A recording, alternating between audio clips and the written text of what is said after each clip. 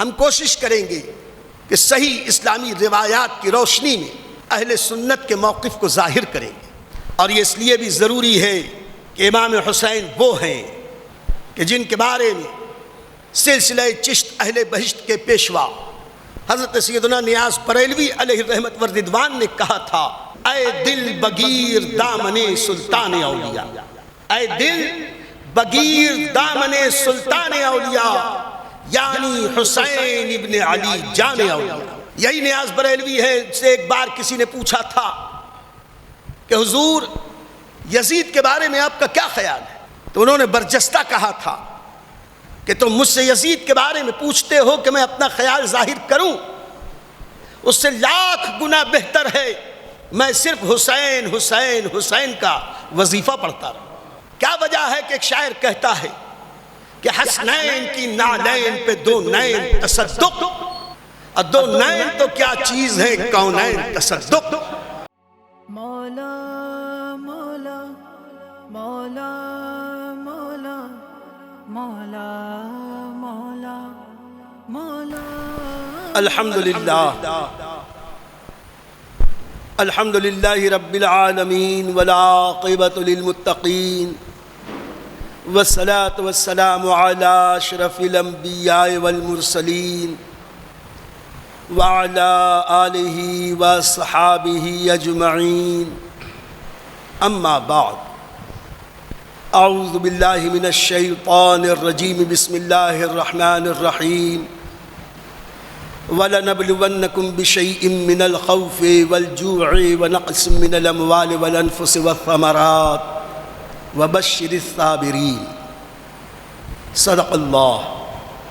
صدق اللہ العظیم وبلغنا رسولہ النبی الامین الکریم، ونحن علی ذلک لمن الشاہدین والشاکرین،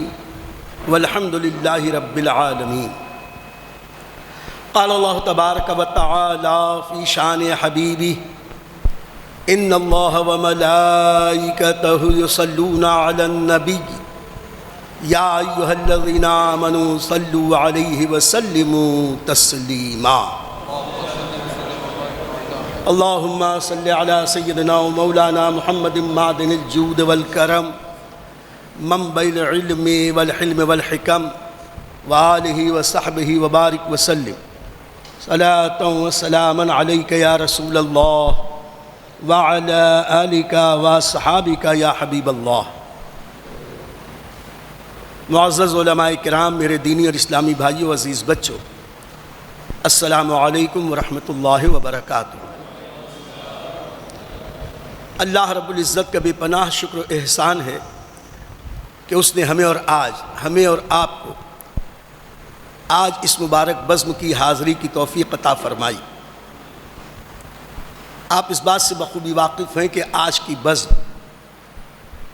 اس عنوان پر انعقاد پذیر ہوئی، واقع کربلا حقائق اور معلومات کے اجالے میں۔ آج انشاءاللہ تھوڑی دیر کے بعد بعض ذہنوں میں ابھرنے والے سوالات کے جوابات کی روشنی میں کربلا کے ان سبق آموز نکات کو بیان کیا جائے گا جس سے یہ سمجھ میں آئے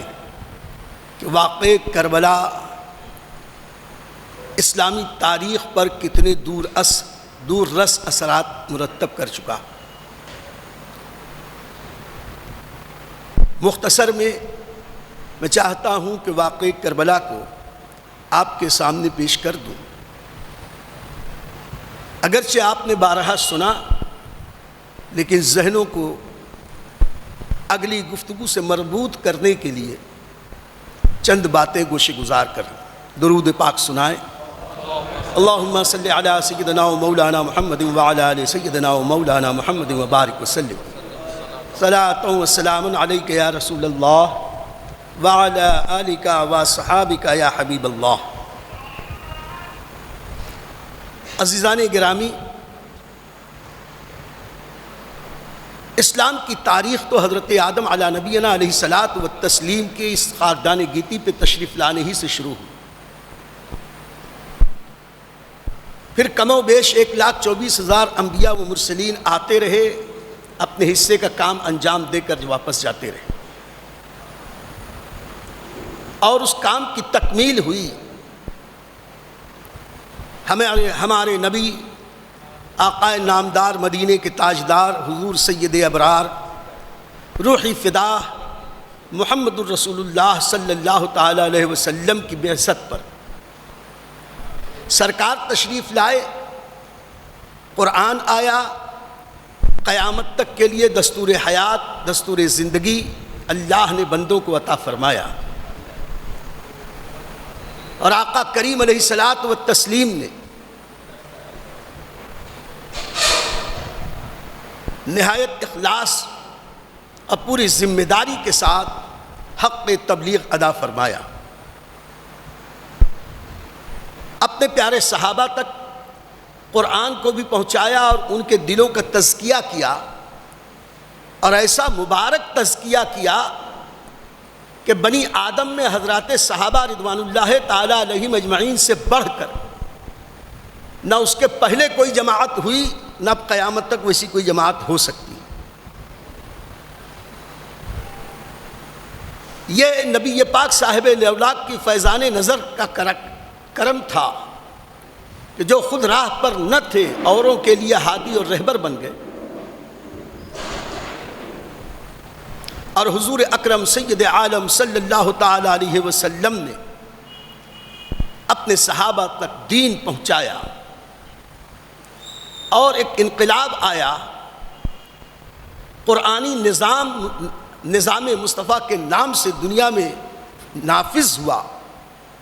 اور امن و چین کی بہار آئی۔ نبی پاک صلی اللہ تعالی علیہ وسلم کی بعثت مکے میں ہوئی، 13 سال تک اسلام کی تبلیغ و اشاعت فرماتے رہے، رب کی اجازت سے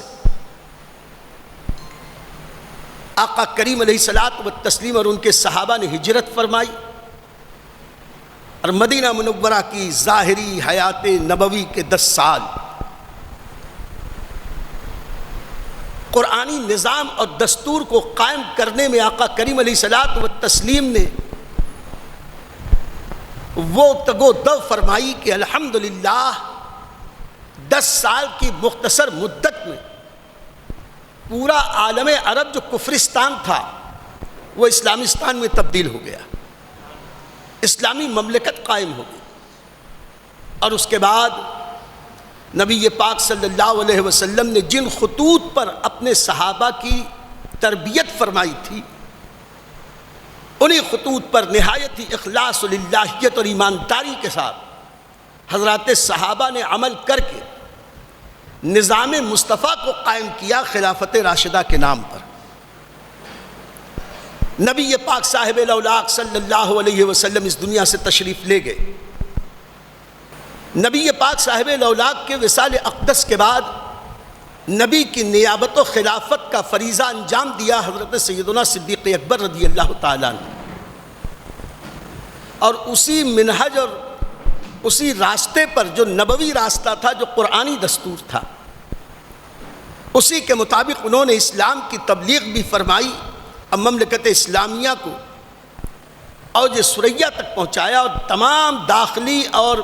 خارجی فتنوں سے اسلام کو محفوظ رکھا۔ اس کے بعد حضرت سیدنا فاروق اعظم رضی اللہ تعالیٰ عنہ ان کے نائب ہوئے، اسلام بڑی تیزی کے ساتھ دنیا کے دور دراز خطوں تک پہنچا۔ ان کی شہادت کے بعد حضرت سیدنا عثمان غنی، اور ان کی شہادت کے بعد حضرت سیدنا سرکار مولا علی کرم اللہ تعالی وجہ کریم، یہ لوگ سریر آرائے خلافت ہوئے، اور ان چاروں خلفاء کو خلفائے راشدین کہا جاتا ہے۔ خلافت راشدہ علی منہاج النبوہ، یعنی نبوی طریقے پر خلافت اور اسلامی حکومت،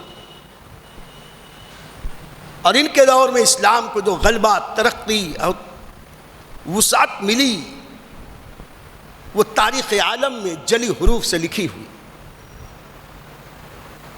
حضرت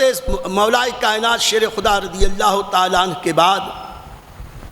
اس منصب پر سیدنا سرکار امام حسن مجتبیٰ فائز ہوئے، لیکن نبوی فرمان کے مطابق نبی پاک صاحب الاولاق صلی اللہ علیہ وسلم کے فرمانے والا شان کے مطابق حضرت سیدنا سرکار امام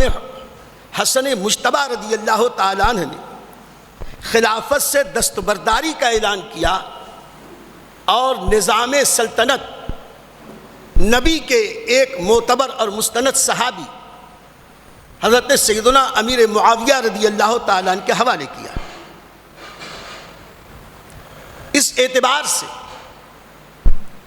اگرچہ اہل سنت کے نزدیک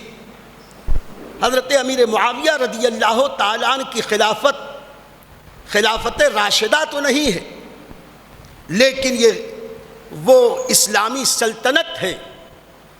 کہ جس اسلامی سلطنت کی برکتیں ایسی رہیں کہ 20 سال تک دور امیر معاویہ رضی اللہ تعالیٰ عنہ میں جو امن، چین، سکون، جو اسلام کو ترقی اور جو اسلام کی برکتوں سے پورے عالم اسلام کو حصہ ملا، یہ حضرت امیر معاویہ ہی کا حصہ تھا۔ پھر جب حضرت امیر معاویہ رضی اللہ تعالیٰ نے اس دنیا سے رخصت ہوئے، حالات نے پلٹا کھایا، اور ان کی جگہ پر انہی کا بیٹا یزید ابن معاویہ وہ تخت حکومت پر بیٹھا، اور اس نے بزور طاقت اور غلبے کی بنیاد پر پورے عالم اسلام سے بیعت لینی چاہیے کہ مجھے بھی ابو بکر و عمر جیسا اعتماد دیا جائے، استناد دیا جائے، مجھے بھی مسلمانوں کا امیر اور خلیفہ تسلیم کیا جائے۔ یہ طریقہ وہ طریقہ نہ تھا جو خلافت راشدہ کا طریقہ تھا۔ اس وقت حضرت سیدنا سرکار امام حسین رضی اللہ تعالیٰ عنہ نے پوری قوت کے ساتھ، استقامت کے ساتھ یزید کی مخالفت کی، اور نتیجہ یہ نکلا اسی کا شاخسانہ تھا کہ دنیا نے وہ منظر دیکھا کہ 10ویں محرم سن 61 ہجری کو حق اور باطل، سچ اور جھوٹ، سچائی اور خرابی، اچھائی اور خرابی ایک دوسرے کے سامنے میدان کربلا میں آئی۔ واقعات کربلا کی تفصیل میں نہ جاتے ہوئے عرض کر دیں، کربلا میں جو کچھ ہوا اسلامی تاریخ کا ایک ایسا روشن باب تھا کہ مکے سے جو حضرات صحابہ نے قربانیاں شروع کی تھیں، اور دور خلافت راشدہ میں حضرات صحابہ نے جو اسلام کے لیے قربانیاں پیش کی تھیں، ان قربانیوں کا تتمہ اور ان قربانیوں کی برکتوں سے دنیا کو آگاہ کرنے کے لیے، اسلام کی خدمت کے لیے، اسلام کو اس کی اصل شکل میں باقی رکھنے کے لیے امام حسین نے وہ کارنامہ انجام دیا کہ وقت پڑا، اللہ کی طرف سے آزمائش اور امتحان کا لمحہ آیا، امام حسین نے ہر قربانی رب کی بارگاہ میں پیش فرما دی۔ اللہ نے قرآن میں اعلان فرمایا تھا وَلَنَبْلُوَنَّكُمْ بِشَيْءٍ مِّنَ الْخَوْفِ وَالْجُوعِ وَنَقْصٍ مِّنَ الْأَمْوَالِ وَالْأَنفُسِ وَالثَّمَرَاتِ، ہم تمہیں ضرور آزمائیں گے، کچھ بھوک کے ذریعے، کچھ خوف کے ذریعے، کچھ پھلوں کے نقصان سے، کچھ تمہاری جان کے نقصان سے، اور جو اس قربانی میں کامیاب ہو جائے تو انہیں ان صابرین کو خوشخبری سنا دو۔ نتیجہ یہ نکلا میرے دوستو کہ واقعات کربلا آپ نے سنا ہے، سنتے رہیں گے، لیکن کربلا میں دو رخ عوام کے سامنے تاریخ نے جو پیش کیے ہیں، وہ ایک ہے وفاداریوں کی انتہا، ایک ہے جفاکاریوں کی انتہا۔ امام حسین اور ان کی جماعت کے لوگوں نے وفاداریوں کی انتہا فرما دی، اور یزیدی، شامی اور کوفی لوگوں نے جفاکاریوں کی انتہا فرما دی، اور دنیا نے یہ دردناک منظر دیکھا کہ 72 افراد کے مقابلے کے لیے کم و بیش 22,000 افراد کا لشکر جرار سامنے آیا، اور یہ جو 72 افراد تھے، ان 72 افراد میں حیرت کی بات یہ ہے کہ 6 ماہ کے ننھے علی اصغر ہیں، 6 اور 7 سال کے حضرات عون و محمد ہیں، کوئی 12 سال کا، کوئی 15 سال کا، کوئی 18 سال کا، کوئی 19 سال کا جوان ہے۔ خود امام حسین رضی اللہ تعالیٰ عنہ تقریباً 56 سال کے، اور حضرت حبیب ابن مظاہر جیسے صحابی رسول جو 70 سال سے بھی اوپر ہیں، یعنی نسل انسانی کے ہر طبقے کی ترجمانی کوئی نہ کوئی فرد کر رہا تھا،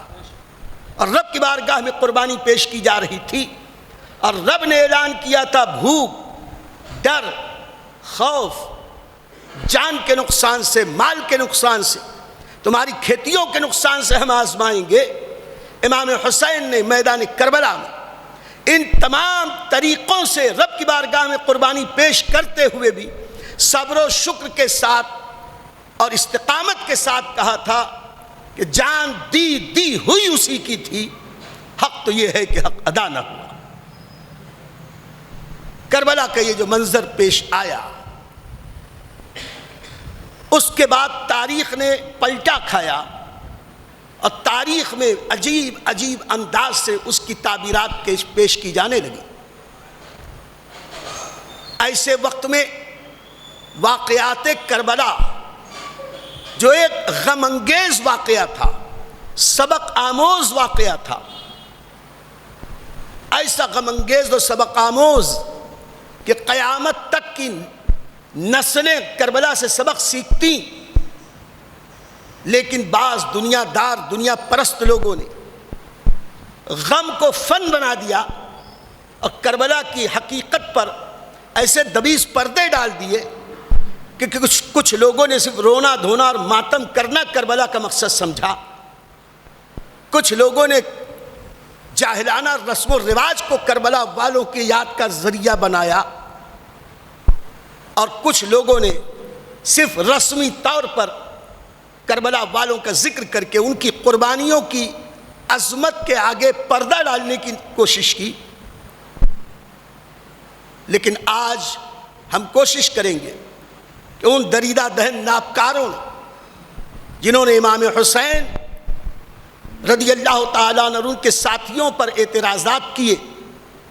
اور تاریخ کے جھوٹی سچی روایتوں کی بنیاد پر حضرات صحابہ رضوان اللہ تعالیٰ علیہم اجمعین کے خلاف بکواسیں کی، ہم کوشش کریں گے کہ صحیح اسلامی روایات کی روشنی میں اہل سنت کے موقف کو ظاہر کریں گے، اور یہ اس لیے بھی ضروری ہے کہ امام حسین وہ ہیں کہ جن کے بارے میں سلسلہ چشت اہل بہشت کے پیشوا حضرت سیدنا نیاز بریلوی علیہ الرحمت والرضوان نے کہا تھا، اے دل بگیر دامن سلطان اولیاء، اے دل بگیر دامن سلطان اولیاء، یعنی حسین ابن علی جان اولیاء۔ یہی نیاز بریلوی ہے، سے ایک بار کسی نے پوچھا تھا کہ حضور یزید کے بارے میں آپ کا کیا خیال ہے؟ تو انہوں نے برجستہ کہا تھا کہ تم مجھ سے یزید کے بارے میں پوچھتے ہو کہ میں اپنا خیال ظاہر کروں، اس سے لاکھ گنا بہتر ہے میں صرف حسین حسین حسین کا وظیفہ پڑھتا رہا۔ وجہ کیا ہے؟ کیا وجہ ہے کہ ایک شاعر کہتا ہے کہ حسنین کی نالین پہ دو نین تصدق، اور دو نین تو کیا چیز ہے کونین تصدق۔ وجہ یہ ہے کہ حسنین کریمین نے اسلام پر عمل کر کے اپنے نانا کے مقدس دین اسلام کی وہ خدمت کی کہ عالم اسلام پر جب بھی وقت پڑا، اولیاء ہوں، اغواث ہوں، اوتاد ہوں، ابدال ہوں، علماء ہوں، فقہاء ہوں، زہاد ہوں، عباد ہوں، مشائخ ہوں، سادات ہوں، عالم اسلام کے ہر رہنما پر جب بھی ابتلا اور آزمائش کی گھڑی آئی، ان سب کو حوصلہ ملا ہے تو امام حسین سے ملا ہے، کربلا کے واقعے سے ملا ہے۔ اس مختصر سی تمہید کے بعد آئیے ہم پھر اس پروگرام کی طرف آگے بڑھتے ہیں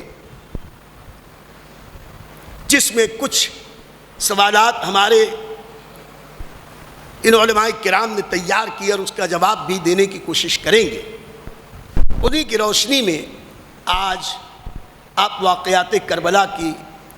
کچھ اہم نکات کو سنیں